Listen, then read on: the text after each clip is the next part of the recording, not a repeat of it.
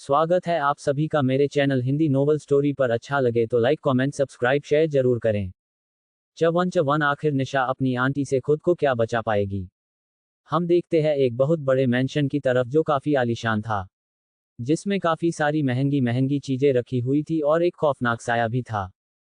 उसी मैंशन के कमरे में एक लड़की की तड़पने की आवाज आ रही थी, जिसकी आवाज काफी डेमोनिक थी। वह लड़की बोल रही थी कि मुझे जो चाहिए वो मैं लेके रहती हूँ, मैं अपना बदला जरूर लूंगी।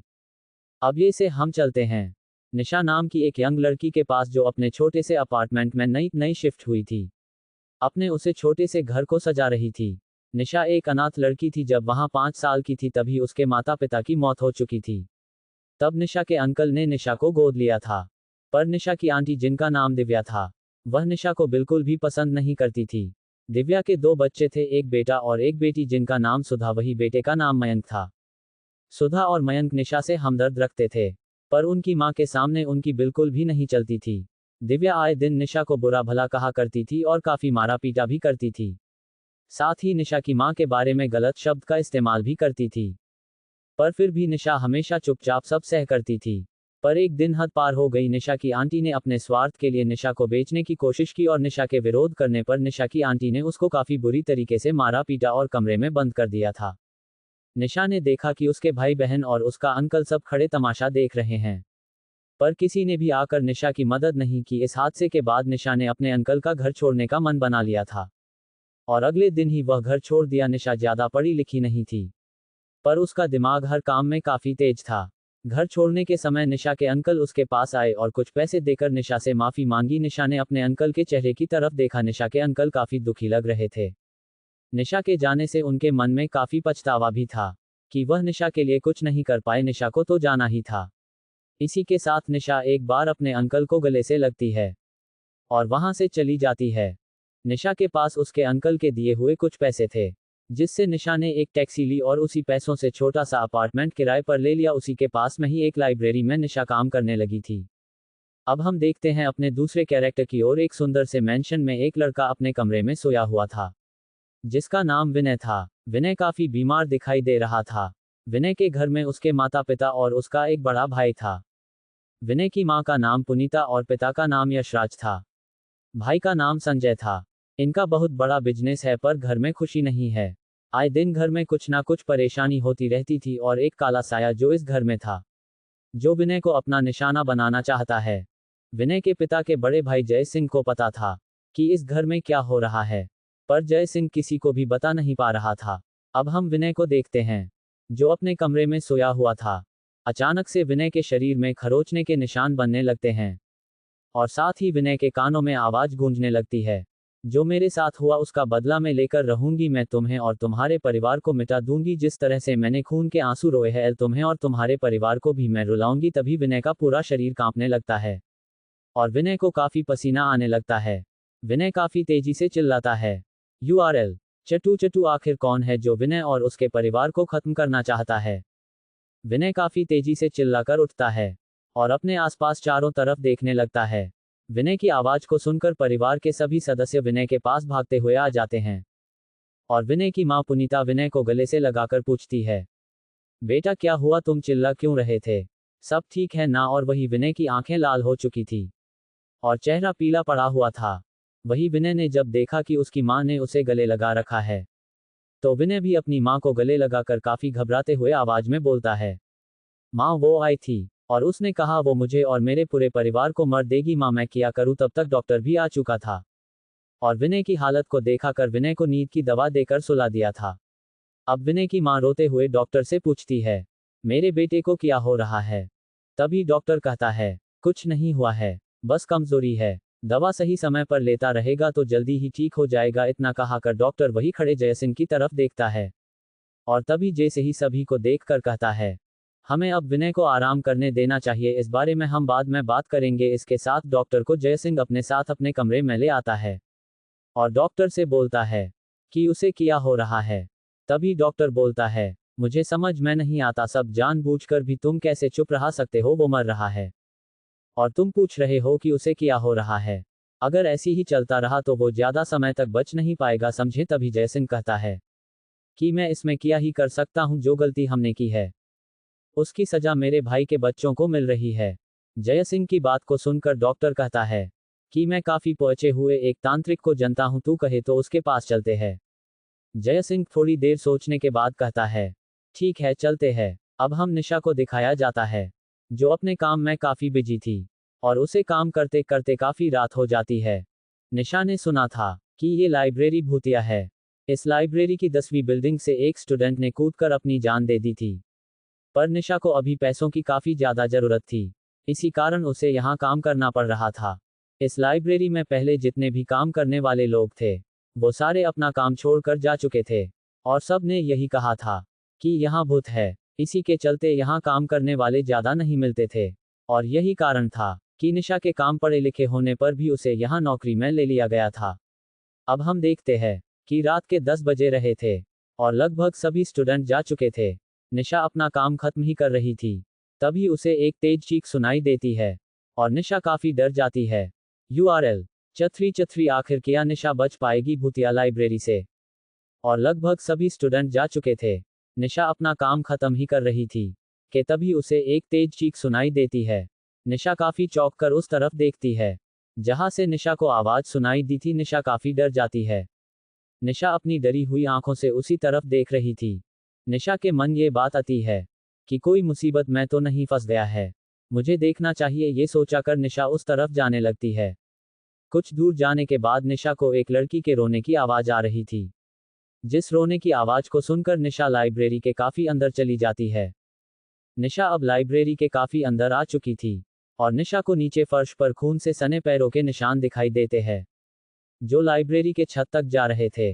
निशा बहुत डरी हुई थी, फिर भी हिम्मत करके निशा उसी निशान के पीछे जाने लगती है और लाइब्रेरी की छत पर पहुंच जाती है। निशा छत पर पहुंचकर इधर उधर देखने लगती है।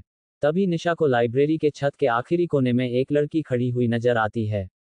जब निशा उस लड़की को देखती है, तब निशा को ऐसा लगता है कि ये कोई स्टूडेंट है और वह सुसाइड करने जा रही है।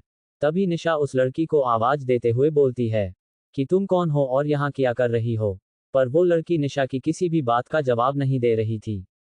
तभी वह लड़की काफी अजीब तरीके से रोने लगती है और उस लड़की की आवाज धीरे धीरे काफी तेज और भयानक होने लगती है। तभी निशा अपने आप को संभालते हुए धीरे धीरे चलकर आगे जाने लगती है और उस लड़की से कहती है कि लाइब्रेरी को बंद करने का समय हो रहा है, तुम यहाँ से जाओ। पर वो लड़की अब भी ज्यादा भयानक तरीके से हंसने लगाती है। निशा अब धीरे धीरे उस लड़की की तरफ जाती है और उसका चेहरा देखने की कोशिश करती है। जैसे ही निशा उस लड़की का चेहरा देखती है, निशा काफी जोर से चिल्लाती है और वही बेहोश होकर गिर जाती है। निशा की इतनी तेज चीख की आवाज सुनकर वहां का सिक्योरिटी गार्ड छत पर आ जाता है। पर जैसे ही वो सिक्योरिटी गार्ड छत पर पहुंचता है, उसकी नज़र सबसे पहले जमीन पर गिरी निशा पर पड़ती है। फिर जैसे ही वह अपनी नज़र थोड़ी ऊपर करता है, सिक्योरिटी गार्ड को निशा से कुछ ही दूरी पर एक लड़की खड़ी नजर आती है। तभी वो सिक्योरिटी गार्ड वहीं रुक जाता है, क्योंकि वो लड़की निशा के काफी पास ही खड़ी थी। सिक्योरिटी गार्ड वहीं से ही चिल्लाते हुए उस लड़की से कहता है कि तुम कौन हो, यहाँ से फौरन चली जाओ। वहां सिक्योरिटी गार्ड काफी समय से यही इसी लाइब्रेरी में काम करता था, जिससे उसे पता था कि यहाँ जो भूत की कहानी जो लाइब्रेरी के बारे में फैली हुई है, वो कोई झूठी कहानी नहीं है, बल्कि यह बात सच है कि इस लाइब्रेरी में भूत है, जिसे काफी सारे लोगों ने देखा है। इसी कारण यहाँ काफी सारे लोग काम नहीं करते हैं और बहुत से लोग काम को छोड़कर जा चुके हैं। सिक्योरिटी गार्ड के चिल्लाने पर वह लड़की पीछे मुड़कर देखती है। जैसे ही उस लड़की को सिक्योरिटी गार्ड देखता है, तो सिक्योरिटी गार्ड काफी ज्यादा डर जाता है। उस लड़की का पूरा शरीर सफेद पड़ा हुआ था, उसकी आंखें काफी बड़ी और आगे की तरफ निकली हुई थी, उसके हाथ पैर मुड़े हुए थे और उसका चेहरा काफी जगह से फटा हुआ था, जहां से खून आ रहा था। उसका पूरा चेहरा खून से सना हुआ था, साथ ही में उसके पूरे बाल बिखरे हुए थे। वह लड़की सिक्योरिटी गार्ड को देखकर हंसने लगती है और लाइब्रेरी के छत से कूद जाती है।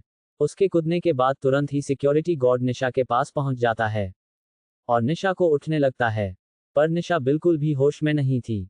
किसी तरह सिक्योरिटी गार्ड निशा को नीचे ले आता है और अब हमें सुबह का समय दिखाया जाता है, जहां निशा कल रात जो हुआ था उसे देखने के बाद काफी ज्यादा डर जाती है और तुरंत ही वह नौकरी छोड़ देती है और अब नई नौकरी की तलाश में निकल जाती है। और ये से हम जय सिंह और उस डॉक्टर को देखते हैं, जो उसी तांत्रिक के पास आए हुए थे, जय सिंह डॉक्टर से कहता है, तुम मुझे सही जगह पर तो लाए हो ना। डॉक्टर कहता है, तुम चुपचाप रहो और आगे चलो। चलते चलते वो दोनों एक खंडहर जैसे जगह पर आ जाते हैं और वहां से उन्हें चिल्लाने और चीखने की आवाजें सुनाई देती है। तो जय सिंह कहता है, यूआरएल चफोर चफोर। आखिर जय सिंह और डॉक्टर क्या बचा पाएंगे विनय को उस खौफनाक साए से। तुम मुझे सही जगह पर तो लाए हो ना। तभी डॉक्टर कहता है, तुम चुप रहो और मेरे साथ आगे चलो। चलते चलते जय सिंह और डॉक्टर एक खंडहर जैसी जगह पर आ जाते हैं और उस खंडहर से उन्हें चिल्लाने और चीखने की आवाजें सुनाई दे रही थी। तभी डरते हुए जय सिंह कहता है, अरे बाप रे, ये तू मुझे कहाँ ले आया है।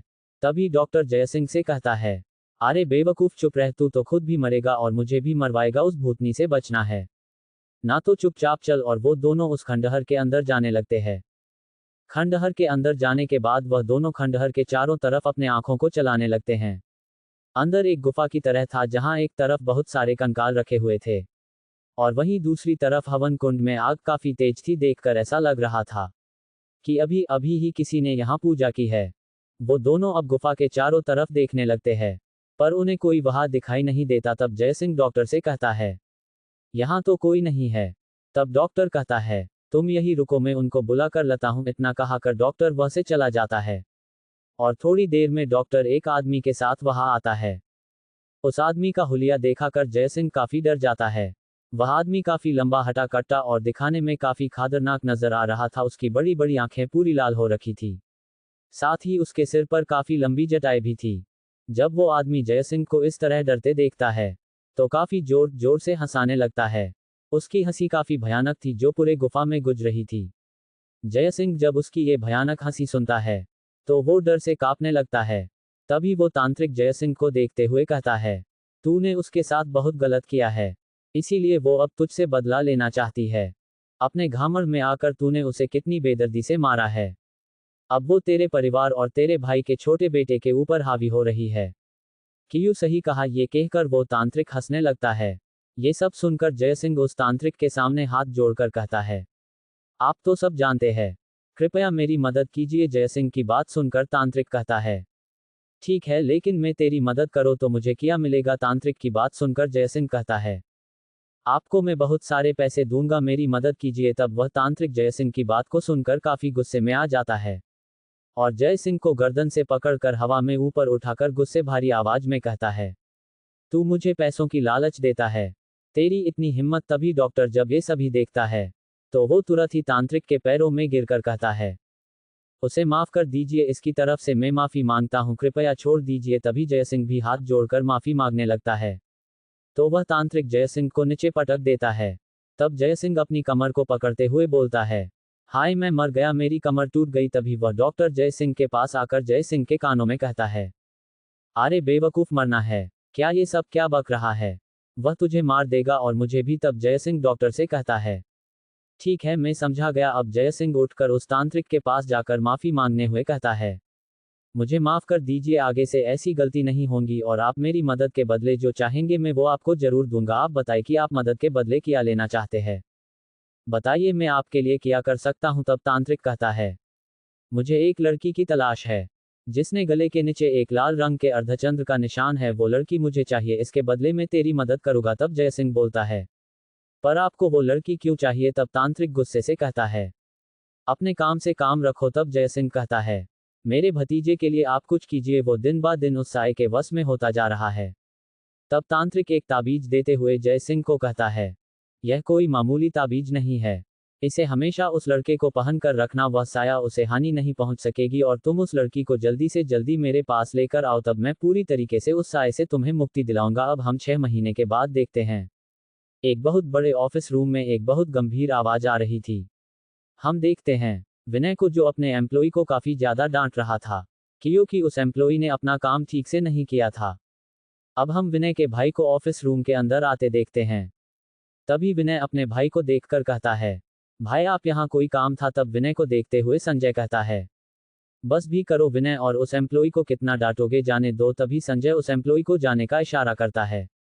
उस एम्प्लॉय के जाने के बाद संजय विनय को चेयर पर बैठते हुए कहता है, विनय भाई इतना गुस्सा भी ठीक नहीं, थोड़ा शांत रहा करो। तब विनय कहता है, भाई मैं गलती करने पर भी गुस्सा करता हूं तो संजय मजाकिया अंदाज में विनय से कहता है।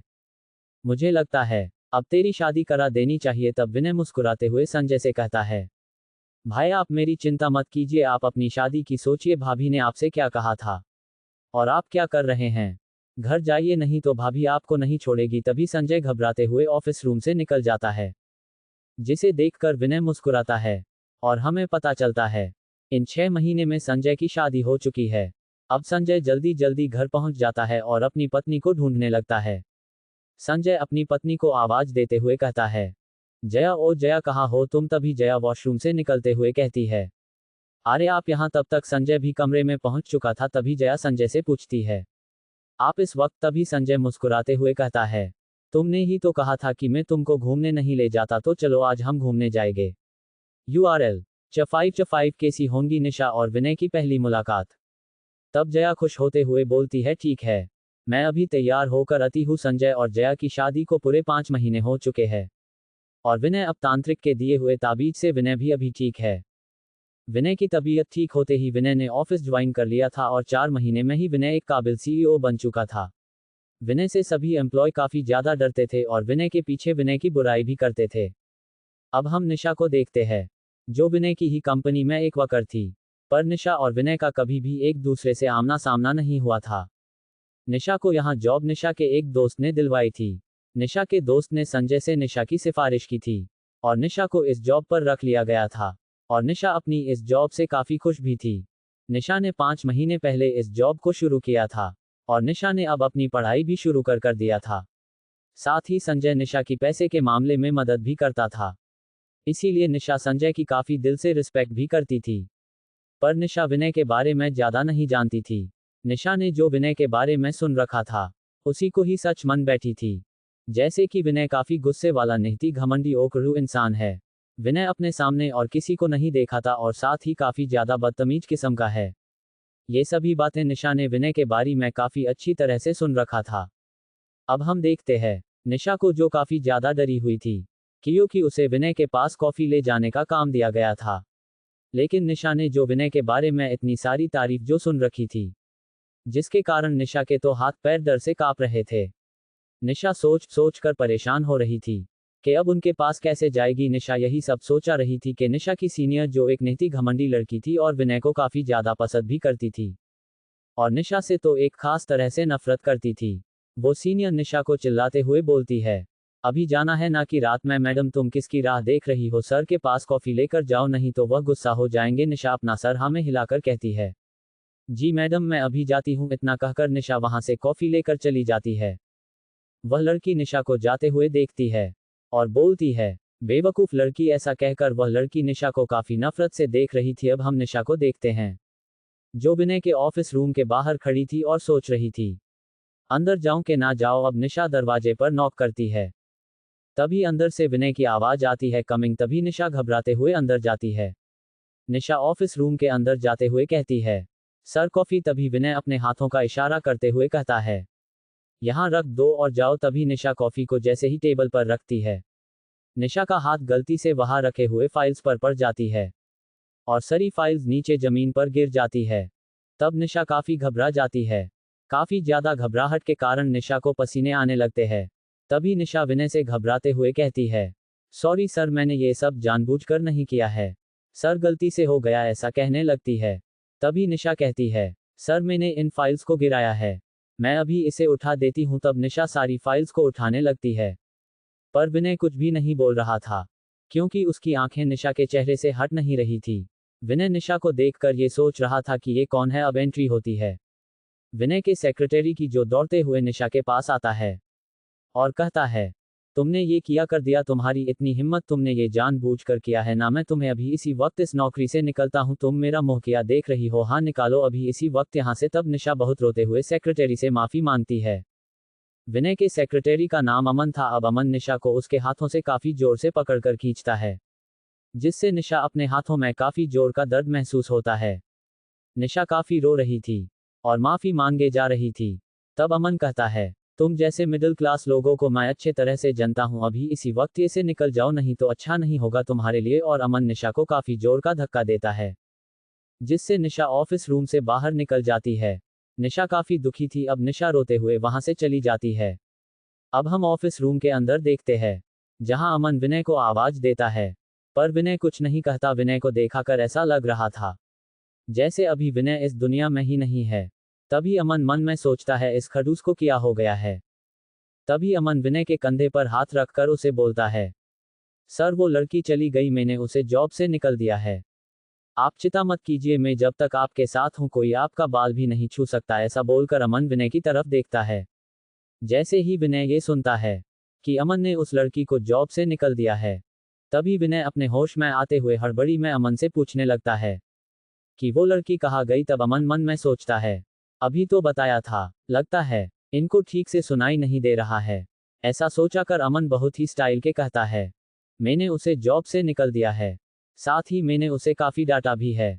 ये सब सुनकर विनय गुस्से से अमन की तरफ देखता है और अमन से बोलता है, ये तुमने किया बेवकूफ, अगर वो यहाँ से गई तो तुम्हारे लिए ठीक नहीं होगा। जाओ और उस लड़की को सही सलामत मेरे पास लेकर आओ, नहीं तो मैं तुम्हें इस नौकरी से निकाल दूंगा और यह भी देखूंगा कि तुम्हें कहीं और नौकरी ना मिले। ये सुनकर अमन तो हैरान और परेशान, साथ ही काफी डर जाता है। इससे पहले अमन कुछ कहता तभी विनय चिल्लाते हुए अमन से कहता है, URL च6 क्या रंग लाएगी। विनय और निशा की मुलाकात किया है, ये एक नए प्यार की शुरुआत। तभी विनय गुस्से में अमन से कहता है, ये तुमने क्या किया बेवकूफ, अगर वो ये से चली गई तो ये तुम्हारे लिए बिल्कुल भी ठीक नहीं होगा। जाओ और उस लड़की को सही सलामत मेरे पास लेकर आओ, नहीं तो मैं तुम्हें इस जॉब से निकल फेंकूंगा और ये भी देखूंगा कि तुम्हें कहीं और जॉब ना मिले। अमन तो अपना मुंह खोले बस विनय को ही देखे जा रहा था। आखिर सर ने अभी क्या बोला है। अमन के तो पूरे होश उड़े हुए थे। तभी जब विनय अमन को वही खड़े हुए देखता है तो चिल्लाते हुए अमन से कहता है, क्या तुम्हें सुनाई नहीं दिया जो मैंने कहा। जाओ और उसे लेकर आओ, अगर वो लड़की 1 घंटे के अंदर मुझे मेरे ऑफिस रूम में नजर नहीं आई तो तुम्हारी खैर नहीं। इतना सुनकर अमन बुलेट ट्रेन की रफ्तार से ऑफिस रूम से निकल जाता है। निशा को ढूंढने के लिए अब हम अमन को देखते हैं, जो पागलों को तरह निशा को पूरे ऑफिस में ढूंढ रहा था। बार बार अमन के कानों में विनय की वो धमकियां ही गूंज रही थी, मैं तुम्हें जॉब से निकल दूंगा। पर जैसे ही अमन कुछ कहता तभी विनय चिल्लाते हुए अमन को कहता, मेरा मुंह क्या देखा रहे हो, जाओ और उस लड़की को जितनी जल्दी हो सके मेरे पास लेकर आओ। ये सारे शब्द जैसे अमन के दिमाग में गाने की तरह बज रहे थे, जिससे अमन काफी ज्यादा हैरान परेशान डरा हुआ भी था। विनय की बातें सुनकर अमन काफी ज्यादा घबरा गया था, जिसके कारण हड़बड़ाहट में अमन पूरे ऑफिस के ऊपर से नीचे निशा को पागलों की तरह ढूंढ रहा था। अब हम विनय को देखते हैं, जो काफी बेसब्री से निशा का इंतजार कर रहा था और सोच रहा था वो लड़की क्या ये वही लड़की हो सकती है जिसे मैं पिछले 3 महीने से पागलों की तरह ढूंढ रहा हूं। क्या ऐसा हो सकता है, काश यह वही हो। अब हमें अमन को दिखाया जाता है, जो काफी थक चुका था। अमन पूरे 30 मिनटों से बिना रुके निशा को ढूंढ रहा था, पर निशा उसे कहीं भी नहीं मिल रही थी। अब अमन मन में सोचने लगता है, अरे मेरी किस्मत ही खराब है, पता नहीं वो लड़की कहाँ चली गई, आसमान निकल गया कि जमीन खा गई। अब मैं उस डेविल को क्या जवाब दूंगा, अगर मैं उस लड़की को लिए बिना गया तो वो खड़ूस मुझे कच्चा ही चबा जाएगा। तभी अमन ऊपर की तरफ देखते हुए बोलता है, हे भगवान मुझे उस शैतान से बचा लेना, मैं तुम्हें 101 रुपये का प्रसाद चढ़ाऊंगा। इतना कहाकर अमन चलाने लगता है कि तभी उसकी टक्कर किसी से हो जाती है। तब अमन चिल्लाते हुए कहता है, दिखाई नहीं देता क्या तुम्हें, तुम्हारी इतनी हिम्मत कि तुम मुझसे टकराए। अब अमन अचानक से चुप हो जाता है और देखता है सामने और कोई नहीं, वही लड़की खड़ी है जिसे वह इतने समय से पागलों की तरह ढूंढ रहा है। तभी निशा घबराते हुए कहती है, सर मुझे माफ कर दीजिए, गलती से मैं आपसे टकरा गई, माफ कर दीजिए। तभी अमन बहुत प्यार से निशा से कहता है, माफी तो मुझे आपसे मांगनी चाहिए क्योंकि मैंने आपसे काफी बदतमीजी से बातें की, इसके लिए मैं आपसे माफी मांगता हूं, प्लीज मुझे माफ कर दो। तभी निशा बहुत है रानी से अमन को देखने लगती है और सोचती है, इसे भला किया हो गया है, कुछ समय पहले तो मुझे पर पागलों की तरह चिल्ला रहा था, अब इतने प्यार से बात कर रहा है और माफी भी मांग रहा है। अमन निशा को अपनी तरफ इतना हैरानी से देखता हुए देखाकर मन में सोचता है, अगर ये नहीं मानी तो वो भूखा भेड़िया मुझे कच्चा चबा जाएगा। तभी अमन एक ऑकवर्ड सी स्माइल के साथ निशा को कहता है कि क्या तुमने मुझे माफ कर दिया। तब निशा हाँ मैं, अपना सिर हिलती है।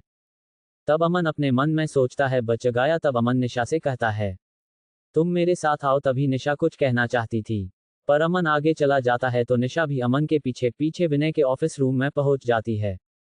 तब अमन एक गहरी सांस भरकर दरवाजे पर नॉक करता है।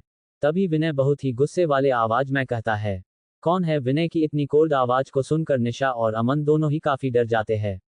तब अमन कहता है, सर मैं हूं, मैं उस लड़की को ले आया हूं। तब विनय कहता है, अंदर आ जाओ। तब अमन और निशा दोनों ही ऑफिस रूम के अंदर आ जाते हैं। विनय की नज़र जब निशा पर पड़ती है तो विनय निशा को देखता ही रह जाता है। तब अमन कहता है, सर। तब विनय अपने हाथ का इशारा कर अमन को जाने के लिए कहता है। तब अमन निशा को वहां छोड़कर चला जाता है। अब ऑफिस रूम में निशा और विनय ही थे। तभी विनय अपनी ठंडी आवाज से निशा से उसका नाम पूछता है। तभी निशा डरते हुए बताती है, सर मेरा नाम निशा है और मैं आपकी ऑफिस में फूड डिपार्टमेंट में काम करती हूँ। तभी विनय हूँ मैं जवाब देता है। विनय देखता है कि निशा के आंखों से आंसू गिर रहे हैं। ये देखा कर विनय को अपने दिल में दर्द महसूस होता है। विनय सोचता है, ये सब मेरे साथ क्या हो रहा है। ये लड़की रो रही है तो मुझे बुरा क्यों लग रहा है। विनय जल्दी से खुद को संभलता है। फिर विनय निशा से कहता है, तुम रो क्यों रही हो। तब निशा रोते हुए विनय से कहती है, सर मैं सच कह रही हूँ, वो फाइल्स गलती से मेरे हाथ लगने के कारण गिर गए थे। मैंने जानबूझकर ऐसा नहीं किया है। कृपया मुझे जॉब से मत निकालिए। इतना कहा कर निशा काफी रोने लगती है। तभी विनय निशा को टिश्यू देते हुए कहता है, रो नहीं, मैं तुम्हें जॉब से नहीं निकलूंगा। मैं जानता हूँ कि तुमने वो सब जानबूझकर नहीं किया था। तो अब रो मत और तुम अपना काम जाकर करो। निशा विनय को थैंक यू सर कहकर वह से अपने काम के लिए चली जाती है। URL च7 विनय को हुआ निशा से पहली नजर का प्यार किया। निशा ही है विनय का खोया हुआ प्यार। रो मत, मैं जानता हूँ तुमने वो सब जानबूझकर नहीं किया था। तो अब रो नहीं और तुम अपना काम जाकर करो। तभी निशा विनय को थैंक यू सर कहकर वह से अपने काम के लिए चली जाती है। विनय उसे जाते हुए देख रहा था। तभी विनय के होठों पर एक छोटी सी स्माइल आ जाती है और विनय बोलता है, अब मैं तुम्हें कहीं नहीं जाने दूंगा, तुम मेरे साथ ही रहोगी। अब विनय अमन को बुलाता है। तब अमन आकर कहता है, आपने बुलाया सर। तो विनय अपना सिर हाँ में हिलाकर अमन से कहता है, तुम्हारे पास बस 30 मिनट है। निशा के बारे में मुझे सारी इन्फॉर्मेशन चाहिए। अमन अपना मुंह खोलकर विनय को देखने लगता है। तभी विनय अमन को घूरते हुए कहता है, तुम्हारा समय शुरू होता है। अब तभी अमन दौड़ते हुए वह से चला जाता है और मन में सोचता है, आखिर इस साइको के मन में क्या चल रहा है। ये उस लड़की के साथ क्या करना चाहता है। अब हमें 30 मिनट के बाद अमन को एक फाइल के साथ विनय के ऑफिस रूम में एंट्री लेते हुए देखते हैं। अमन विनय के पास आकर वो फाइल देते हुए कहता है, सर ये रही वो फाइल। तब विनय उस फाइल को लेकर काफी ध्यान से पढ़ने लगता है और कुछ टाइम बाद विनय का चेहरा गुस्से से लाल हो जाता है। विनय सोचता है, इस दिव्या को तो सबक सीखना पड़ेगा। अब हम रात के समय विनय के घर को देखते हैं, जहां सब डाइनिंग टेबल पर बैठकर खाना खा रहे थे, पर सबकी हैरानी भारी नजर सिर्फ और सिर्फ विनय को ही घूरे जा रही थी। क्योंकि विनय बिना किसी कारण के मुस्कुराए जा रहा था। ऐसा पहले कभी नहीं हुआ था। इसी कारण सभी विनय को हैरानी से देख रहे थे। तभी संजय विनय के माथे पर हाथ रखकर चिंता करते हुए पूछता है, भाई सब ठीक है ना, तू इतना मुस्कुरा क्यों रहा है। तभी विनय अपने होश में आता है और सभी को अपनी तरफ घूरता पाकर अपना चेहरा नीचे कर बोलता है, कुछ नहीं भाई सब ठीक है। तभी विनय की मां देखती है कि विनय का पूरा चेहरा लाल हो रहा है। तभी वो मुस्कुराती है और सोचती है, लगता है मेरे इस कोल्ड CEO को कोई मिल गया है। अब हम वापस से उस बड़े से मैंशन को देखते हैं, जहां एक औरत के रोने की आवाज आ रही थी। वो बोलती है, जय सिंह तूने मुझे और मेरे परिवार को खत्म कर दिया। मैं तुम्हें और तुम्हारे पूरे खानदान को खत्म कर दूंगी और तुझे, खासकर तुझे बहुत बुरी मौत दूंगी। और अब हम विनय को देखते हैं, जिसे अमन फोन करता है और निशा के अभी के हालातों के बारे में बताता है। तो विनय कहता है, ठीक है तुम उसकी मदद करो पर उसे पता नहीं चलना चाहिए। तब अमन फोन रखकर कहता है, कुछ तो गड़बड़ है, इस पागल को क्या हुआ है। ये निशा के पीछे हाथ और मुंह धोकर पड़ गया है। कहीं इसे निशा से प्यार इतना। अमन ने सोच ही था कि अमन अपने गलों पर एक जोर का थप्पड़ मरते हुए कहता है, ऐसा कभी नहीं हो सकता, कभी भी नहीं। अब हम विनय को देखते हैं, जो अपने बिस्तर पर लेटे हुए निशा के बारे में सोच रहा था कि निशा से उसकी पहली मुलाकात कैसे हुई थी। अब हमें 3 महीने पहले का समय दिखाया जाता है। विनय एक जरूरी मीटिंग के लिए जा रहा था। तभी उसके कार के सामने एक बिल्ली आ जाती है। ड्राइवर उस बिल्ली को देख नहीं पाता कि तभी अचानक एक लड़की कार के सामने आ जाती है। अचानक से धक्का लगाने के कारण विनय के हाथों की फाइलें नीचे गिर जाती है। तभी विनय गुस्से से ड्राइवर पर चलते हुए कहता है, क्या हुआ है, देखकर नहीं चला सकते। तभी ड्राइवर कहता है, सर वो एक लड़की कार के सामने अचानक से आ गई। तभी वह लड़की ड्राइवर के विंडो पे नॉक करती है तो ड्राइवर विंडो खुलता है। तब वह लड़की उस ड्राइवर पर चिल्लाने लगती है और कहती है, पागल हो क्या, दिखाई नहीं देता। अभी यह बिल्ली गाड़ी के नीचे आ जाती। तो तब विनय ड्राइवर से कहता है, कौन है? तब वह लड़की विनय की आवाज को सुनकर विनय की तरफ जाती है और जोर जोर से कार की विंडो पर नोक करती है। तभी विनय कार की विंडो को नीचे करता है और उसकी नजर निशा पर पड़ती है। निशा विनय पर चिल्लाई जा रही थी पर विनय निशा की खूबसूरत चेहरे पर खोसा गया था। तभी ड्राइवर कार से निकलकर निशा को विनय से दूर करता है और उसे जाने के लिए कहता है। तब निशा उस ड्राइवर पर गुस्सा करते हुए उस बिल्ली को उठाकर वह से सड़क के दूसरी साइड पर आ जाती है। तभी जोरों की बारिश होने लगती है और हमरे विनय को निशा से पहली नजर का प्यार हो जाता है। अब हम विनय को देखते हैं जो यही सब सोच रहा था और बोलता है, आखिर मैंने तुम्हें ढूंढ ही लिया। अब मैं तुम्हें अपने आप से कभी दूर नहीं जाने दूंगा। निशा तुम सिर्फ मेरी हो, सिर्फ मेरी। बहुत जल्द ही मैं तुम्हें अपना बना लूंगा और तुमसे शादी करूंगा। मैं तुमसे बहुत प्यार करता हूँ। निशा इसी ख्याल में विनय सो जाता है। अब हम विनय की मां पुनीता को देखते हैं जो संजय के कमर की तरफ जा रही थी और संजय के कमरे के सामने पहुंचकर दरवाजे पर नोक करते हुए संजय को बुलाने लगती है। तभी संजय कमरे का दरवाजा खोलकर कहता है, मां आप यहाँ क्या बात है? तब संजय की मां संजय का हाथ पकड़कर उसे थोड़ी दूर ले जाकर कहती है, संजय विनय पर तुम आजकल नजर नहीं रखते हो क्या? तभी संजय कहता है, क्या मां आप ये क्या कहा रही हो? तब संजय की मां संजय के सिर पर मरते हुए कहती है, अरे बेवकूफ, अगर कोई बिना मतलब के मुस्कुराए तो इसका मतलब क्या है? तभी संजय थोड़ा सोचता है और पुनीता की तरफ देखते हुए कहता है, क्या? तब पुनीता अपने सर पर हाथ मारते हुए कहती है, URL चैट चैट कैसी दीवानगी है ये विनय की निशा को लेकर। तभी संजय की मां संजय के सिर पर मरते हुए कहती है, अरे बेवकूफ, अगर कोई बिना मतलब के मुस्कुराए तो इसका मतलब क्या है? तब संजय थोड़ा सोचने लगता है और पुनीता की तरफ देखते हुए कहते हैं, क्या मतलब होता है मां? तब पुनीता अपने सिर पर हाथ मरते हुए कहती है, अरे बेवकूफ, विनय किसी से प्यार करता है। ये बात सुनकर संजय के मुंह से चीख निकालने ही वाली थी कि तभी पुनीता संजय के मुंह पे हाथ रखकर बोलती है, अरे बेवकूफ क्या कर रहा है? तभी संजय अपनी मां का हाथ हटाते हुए बोलता है, मां आपको ऐसा क्यों लगता है कि विनय किसी से प्यार करता है? तब पुनीता संजय के सिर पर मरते हुए बोलती है, अरे मैं तुम दोनों की मां हूं, सब जान लेती हूं, मुझसे कुछ छुपाना बहुत मुश्किल है। बेटा विनय पक्का प्यार में है। तब संजय अपनी मां से कहता है, पर मां ऐसा कैसे हो सकता है? तभी संजय की मां संजय को घूरते हुए बोलती है, क्यों नहीं हो सकता है? क्या मेरा बेटे को प्यार करने का हक नहीं है? तब संजय बोलता है, नहीं मां, मेरे कहने का ये मतलब नहीं था। तब पुनीता कहती है, संजय बेटा तू बस मेरा एक काम कर दे। तब संजय कहता है, क्या काम करना है मां? तब पुनीता कहती है, तू विनय पर नजर रख और पता कर वह लड़की कौन है। और हाँ, एक बात का ध्यान रखना, विनय को इस बात की भनक भी नहीं पड़नी चाहिए कि तू उस पर नजर रख रहा है। तब संजय अपनी मां से कहता है, ठीक है मां, मैं ऐसा ही करता हूं। तभी हम संजय और पुनीता के पीछे थोड़ी ही दूर पर एक और आदमी को देखते हैं जो पुनीता और संजय की बातों को बड़े ध्यान से सुन रहा था।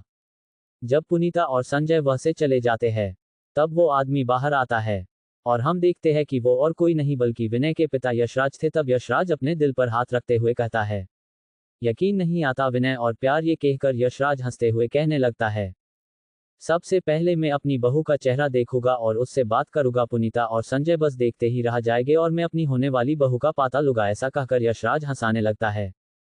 तभी यशराज के पीछे दो लोगों की आवाज आती है, अच्छा ऐसा किया? तभी यशराज चौंक जाता है और पीछे मुड़कर देखता है।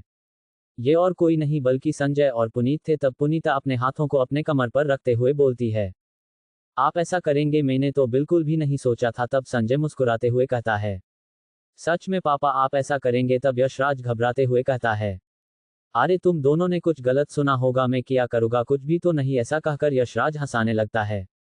तभी संजय और पुनीता यशराज को सीरियस फेस के साथ घूरने लगते हैं। तब यशराज हार मान लेता है और कहता है, तुम दोनों माँ बेटे से जितना बहुत मुश्किल है। तब पुनीता यशराज से पूछती है, आपने हमारी सारी बातों को सुन लिया क्या? तब यशराज गहरी सांस भरते हुए बोलते हैं, हाँ मैंने सुन लिया है। तभी पुनीता संजय की तरफ देखते हुए बोलती है, राजकुमार बोल, इस मुजरिम को क्या सजा दी जाए? मार दिया जाए या छोड़ दिया जाए? इन्होंने हमारी बातों को सुनने का घोर अपराध किया है। तभी संजय कहता है, राजमाता आप इन्हें क्षमा कर दीजिए। तभी पुनीता रहती है, क्यों? तभी संजय पुनीता के कानों में कहता है, पापा हमारा काम आसान कर देंगे, हमारी मदद करेंगे उस लड़की को ढूंढने में। तब पुनीता यशराज की तरफ देखते हुए कहती है, कोई आखिरी ख्वाहिश आपकी? तभी यशराज पुनीता को घूरते हुए कहता है, बस करो तुम दोनों अपना यह नाटक और यह सोचो कि हम उस लड़की को कैसे ढूंढेंगे। तब पुनीता कहती है, फिलहाल तो संजय विनय पर नजर रखेगा और आप भी। तब यशराज कहता है, मैं नजर रखूंगा पर कैसे, तब पुनीता कहती है। वो मैं नहीं जानती कैसे, पर आपको नजर रखना होगा। तब यशराज ठीक है कहता है। अब हम जयसिंह को देखते हैं जो अपनी मीटिंग के लिए शहर से बाहर गया था और सारा काम खत्म कर घर वापस जा रहा था। तभी अचानक से गाड़ी के सामने से एक परछाई गुजराती है। तब ड्राइवर कार को रोक देता है। तभी जयसिंह पूछता है, क्या हुआ, तुमने कार क्यों रोक दी? तभी ड्राइवर घबराते हुए बोलता है, शायद कार के नीचे कोई आ गया है। तब जयसिंह गुस्सा करते हुए कहता है, अरे बेवकूफ कहीं के, तुम देख कर नहीं चला सकते हो, अगर वह मर गया होगा तो? तब ड्राइवर कहता है, सर वह अचानक से सामने आ गया था। तब जयसिंह चिल्लाते हुए कहता है, अब मेरा मुंह क्या देख रहे हो, जाओ और देखो जिंदा है या मर गया। तभी ड्राइवर कार से बाहर आकर घबराते हुए कार के नीचे देखने लगता है, पर कार के नीचे कोई भी नहीं था। तभी जयसिंह पूछता है, क्या हुआ है? तब ड्राइवर जयसिंह को बताता है, सर कार के नीचे तो कोई भी नहीं है। तब जयसिंह कहता है, क्या कोई नहीं है? तभी जयसिंह की नज़र ड्राइवर के पीछे कुछ ही कदम पर एक औरत पर पड़ी है जो काफी अजीब दिख रही थी। तभी जयसिंह ड्राइवर से कहता है, तुम जल्दी कार में बैठो और घर चलो। तब ड्राइवर कार में बैठ जाता है। जयसिंह फिर से उस औरत की तरफ देखता है। तभी उस औरत का सिर अचानक से मुड़ जाता है और उसके पैर भी मुड़ जाते हैं। उस औरत ने जयसिंह की तरफ अपनी पीठ कर रखी थी और जब वो औरत अपना सिर और पैर मोड़ती है तब जयसिंह की हालत काफी खराब हो जाती है। वो औरत जयसिंह की तरफ अपना हाथ करके जयसिंह को अपने पास आने का इशारा करती है। जब जयसिंह ये देखता है कि उस औरत के हाथ और पैर उल्टे मुड़े हुए हैं और वो औरत जयसिंह को अपनी तरफ आने का इशारा भी कर रही है, तब जयसिंह ड्राइवर के सिर पर मरते हुए कहता है, अरे बेवकूफ जल्दी कार चालू कर। तब ड्राइवर कार को चालू कर चलने लगता है। URL चनाइन चनाइन कौन है ये औरत? क्या जयसिंह बचा पाएगा खुद की जान? जैसे ही जयसिंह देखता है कि वो औरत जिसके हाथ और पैर पूरे उल्टे फुलटे हैं और वह जयसिंह को अपने तरफ आने का इशारा कर रही है, ये देखकर जयसिंह की हालत काफी खराब हो जाती है। तभी जयसिंह ड्राइवर के सिर पर मारते हुए बोलता है, अरे बेवकूफ जल्दी कार चालू कर। तब ड्राइवर कार को चालू कर चलाने लगता है। तभी जयसिंह कार की खिड़की से उस औरत को देखने लगता है, कहीं वो पीछा तो नहीं कर रही है। पर जयसिंह जो देखता है उसे देखकर जयसिंह की आंखें बाहर आने को हो गई थी। हम देखते हैं उस औरत को जो अपने उल्टे सिर और उल्टे पैरों के साथ काफी जोर जोर से हंसते हुए कार के पीछे आ रही थी। तभी जयसिंह ड्राइवर से कहता है, तेज चलाओ और तेज चलाओ। तभी ड्राइवर जयसिंह को देखता है जो पसीने से पूरी तरह भीगा हुआ था और उसकी सांसें काफी ज्यादा फूली हुई थी। तभी ड्राइवर पूछता है, सर आपको क्या हुआ है? तभी जयसिंह अपने आप को संभालते हुए ड्राइवर से बहुत ही गुस्से से कहता है, तुम अपना मुंह बंद करो और जितना हो सके कार को तेज चलाओ। जयसिंह को ऐसा लग रहा था कि उसके पीछे उसका काल आ रहा है, बस यही उसका आखिरी समय है। तभी जयसिंह अपने मैंशन पहुंच जाता है। जैसे ही कार रुकती है जयसिंह तूफान की रफ्तार से कार से निकलकर अपने मैंशन के अंदर चला जाता है। तभी ड्राइवर हैरान नजर से जयसिंह को देखता हुए बोलता है, इस बुढ़े को क्या हो गया है? ऐसा लगता है जैसे कोई भूत देखा लिया हो। अब हम उस औरत को देखते हैं जो जयसिंह के मैंशन के अंदर घुसने की कोशिश करती है, पर तभी उस औरत को तेज का झटका लगता है। तभी वो काफी तेजी से चिल्लाते हुए थोड़ी दूर जाकर गिरती है, जिससे वो औरत अपने असली रूप में आ जाती है।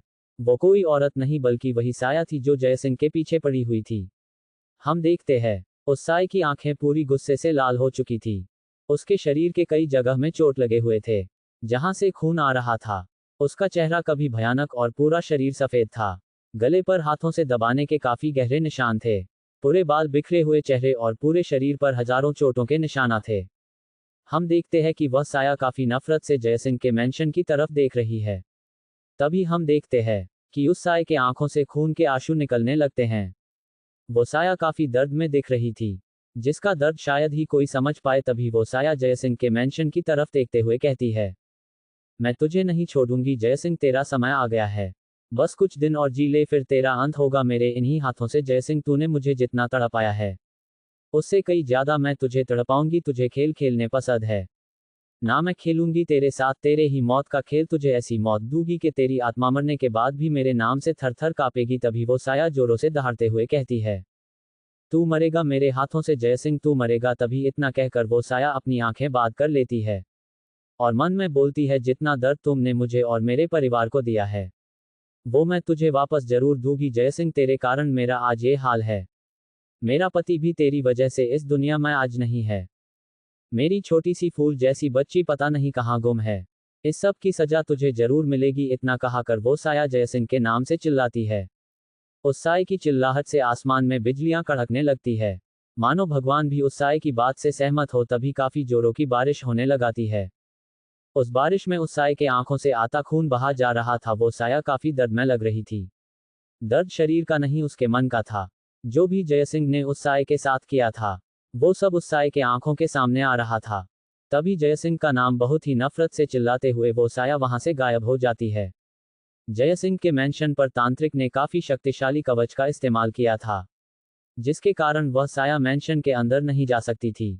अब हम सुबह का समय देखते हैं, जहां विनय काफी खुशमिजाज लग रहा था और निशा के बारे में सोचते सोचते मुस्कुरा रहा था। विनय नीचे नाश्ते के लिए आ जाता है।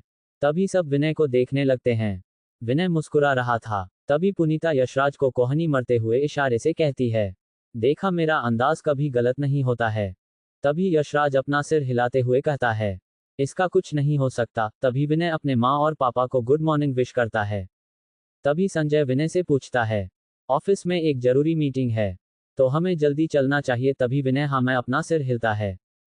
संजय और विनय जल्दी जल्दी अपना नाश्ता खत्म करके अपने माँ पर पापा को बाय करते हैं और वह से ऑफिस के लिए निकल जाते हैं। पुनीता ने जाने से पहले संजय को इशारों में विनय पर नजर रखने को कहा दिया था और संजय ने भी अपना सर हाँ में हिलाया था और कहा था, माँ आप चिंता मत कीजिए, मैं अपनी चील की तरह पैनी नजर विनय पर रखूंगा। अब हम जयसिंह को देखते हैं, जो नाश्ते करने के लिए आया था। जयसिंह को देखकर यशराज कहता है, भाई आपको क्या हुआ है? आपका चेहरा इतना पीला क्यों दिख रहा है? तभी जयसिंह कहता है, कुछ नहीं, बस मेरी तबीयत थोड़ी ठीक नहीं है। तभी जयसिंह मन में बोलता है, ठीक होंगी भी कैसे, कल का नजारा जो याद था। तभी यशराज कहता है, भाई अब आपकी उम्र हो गई है, आपको इतना काम नहीं करना चाहिए। विनय और संजय है ना, वो दोनों सब संभालेंगे। तभी जयसिंह मुस्कुराते हुए कहता है, तुम ठीक कहते हो, वैसे वो दोनों कहाँ है?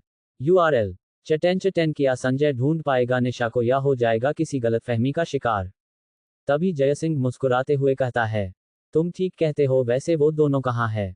तब पुनीता कहती है, वो दोनों ऑफिस चले गए हैं। तब जयसिंह कहता है, इतनी जल्दी ऑफिस चले गए? तब यशराज बोलता है, भाई आज ऑफिस में एक जरूरी मीटिंग है, इसी कारण दोनों जल्दी ऑफिस चले गए हैं।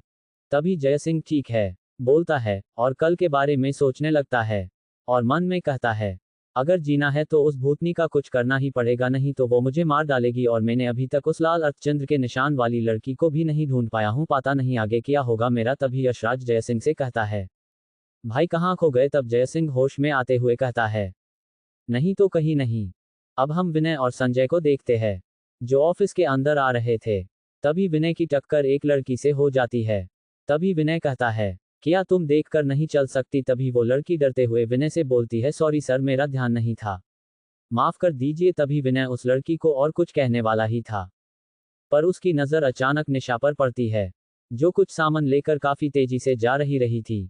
उसे देखकर विनय अपनी जगह पर जमसा जाता है और उस लड़की को कुछ नहीं बोलता। जब वो लड़की देखती है कि विनय उसे और कुछ नहीं बोल रहा है, तो वो लड़की तुरंत ही वह से 9211 हो जाती है। संजय की नज़र विनय पर पड़ती है कि वो किसी को देख रहा है। जब संजय उस तरफ देखता है जहां विनय देख रहा था, तो वह से निशा जा चुकी थी। अब संजय विनय को आवाज देता है, पर विनय को तो कुछ भी सुनाई नहीं दे रहा था। अब संजय विनय को कंधे से पकड़कर हिलाते हुए कहता है, विनय क्या हुआ? तब विनय चौंकते हुए कहता है, क्या हुआ भाई? तभी संजय विनय से कहता है, यही तो मैं तुमसे पूछ रहा हूं कि तुम्हें क्या हुआ है। तब विनय उस तरफ देखता है जहां थोड़ी देर पहले निशा थी। विनय की नजर का पीछा करते हुए संजय मन में सोचता है, वह क्या है? कुछ भी तो दिखाई नहीं दे रहा है। फिर विनय वह क्यों बार बार देखे जा रहा है। तभी संजय विनय से कहता है, विनय चलो चलते हैं, मीटिंग के लिए लेट हो जाएंगे। तभी विनय एक आह भरते हुए कहता है, हाँ भाई चलो। अब हम मीटिंग रूम को देखते हैं, जहां विनय अपनी प्रेजेंटेशन दे रहा था और सभी विनय की बातों को ध्यान से सुन रहे थे। अब विनय जैसे ही अपनी प्रेजेंटेशन खत्म करता है, सभी विनय की तारीफ करने लगते हैं और ये सब देखकर संजय को अपने भाई पर गर्व महसूस होता है। तभी रूम का डोर खुलता है और यशराज रूम के अंदर आते हैं। यशराज को सभी गुड मॉर्निंग विश करते हैं। अब प्रेजेंटेशन देने की बारी किसी और की थी और सब फिर से बिजी हो जाते हैं। बीच में यशराज संजय से पूछता है, कुछ पता चला क्या उस लड़की का, तभी संजय यशराज को सिर हिलाते हुए मना करता है कि अभी तो कुछ भी पता नहीं चला, और संजय बोलता है मैंने देर कर दी थी पापा, नहीं तो वो आज मिल जाती। संजय की इसी बात को सुनकर यशराज भी सोचने लगता है कि वो लड़की कौन हो सकती है। तभी सभी एक ब्रेक लेते हैं और विनय का सेक्रेटरी अमन सभी के लिए कॉफी लेने जाता है। थोड़ी देर में ऑफिस रूम का डोर खुलता है और 3 लोगों की एंट्री होती है।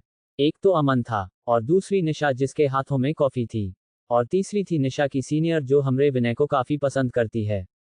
उसका नाम सोनिया है। तभी तीनों ऑफिस रूम के अंदर आते हैं और सभी को ग्रीट करते हैं। तभी विनय की नज़र निशा पर पड़ती है और वो निशा को देखते ही रह जाता है।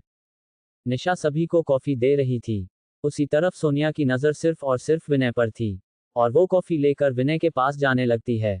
पर सोनिया की ये सब हरकतें अमन देख रहा था और अमन और सोनिया की आपस में बिल्कुल भी नहीं बनती थी और वो एक दूसरे को सबक सिखाने का कोई भी मौका नहीं छोड़ते थे। तभी अमन देखता है कि सोनिया विनय की तरफ कॉफी ले जा रही है और विनय का ध्यान कहीं और है। तभी अमन बड़ी ही चालाकी से अपना पैर सोनिया के सामने रख देता है, जिससे सोनिया मुंह के बल गिर जाती है और सारी कॉफी विनय के ऊपर गिर जाती है। ये सब इतनी जल्दी हुआ था कि किसी को भी पता नहीं चला कि क्या हुआ। अब सोनिया जल्दी से उठती है और विनय के कपड़ों पर गिरी हुई कॉफी को साफ करने लगती है और बार बार सॉरी कहने लगती है। विनय का ध्यान तो निशा के ऊपर था और निशा भी हैरानी से विनय और सोनिया को देख रही थी और सबका ध्यान विनय पर जाता है, जो एकदम शांत था। ये सब देखकर कोई हैरान था, कोई परेशान था और कोई डरा हुआ था।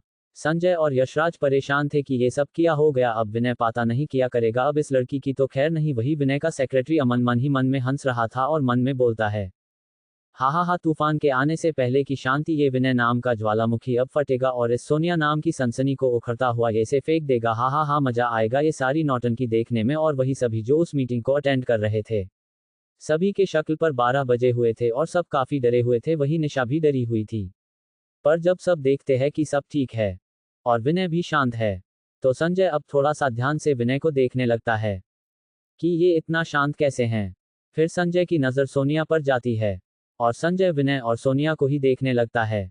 अब ये होता यह है कि संजय को बहुत बड़ी गलतफहमी हो जाती है, जिसके कारण तो हमारा विनय मुसीबत में पड़ जाएगा। साथ ही सोनिया विनय और निशा को काफ़ी परेशान करेगी और साथ ही ये काफ़ी ज़्यादा खतरनाक होगी विनय और निशा के लिए।